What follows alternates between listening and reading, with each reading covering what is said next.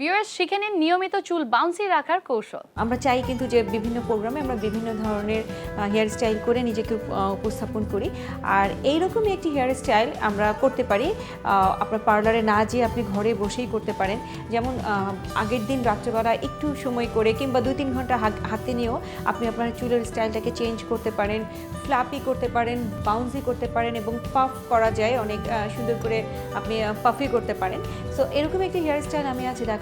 চলুন দেখা যাক কীভাবে আমরা ন্যাচারাল ওয়েতে আমরা নুডলসের মতো ভলিউম আনতে পারি কিংবা এমনিতেই ভলিউম কিংবা পাফি করতে পারি চুলটাকে।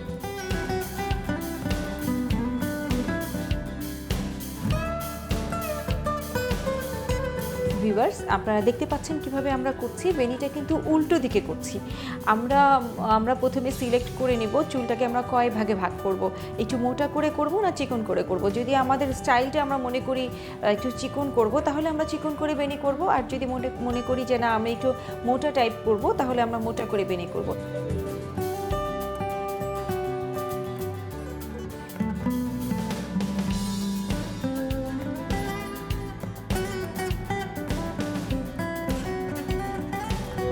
আপনারা দেখতে পেলেন কিভাবে আমরা পুরো চুলটাকে 10 থেকে 15টা ভাগে ভাগ করে আমরা বেনি করেছিলাম, উল্টো বেনি করেছিলাম এবং এটাকে কিছুক্ষণ রেখে দিতে হবে, 2 থেকে 3 ঘন্টা রেখে দিতে হবে। যত সময় রাখবেন তত সুন্দর আপনার ভলিউমটা আসবে এবং অনেক সুন্দর একটা স্টাইল হবে।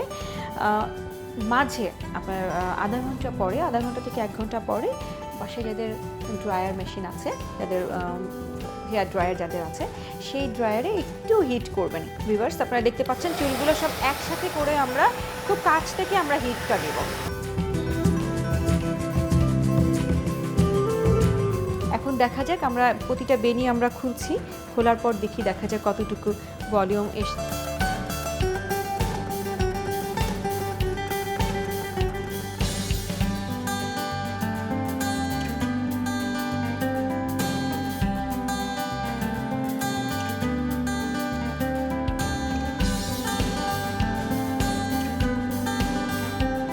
ভিউয়ার্স দেখেছেন তো কীভাবে আমরা চুলটা খুললাম এবং চুলটাকে ড্রায়ার করলাম এবং চুলটা খোলার পরে ওর লুকটাই কিন্তু একটু ডিফারেন্ট হয়েছে, লুকটাই চেঞ্জ হয়ে গিয়েছে। এই চুলের সাথে সে যে কোনো ড্রেস ক্যারি করতে পারে, ওয়েস্টার্ন আউটফিট খুব ভালো যাবে। এছাড়া লেহেঙ্গা কিংবা স্কার্ট টাইপের ড্রেসগুলো সে পরতে পারে।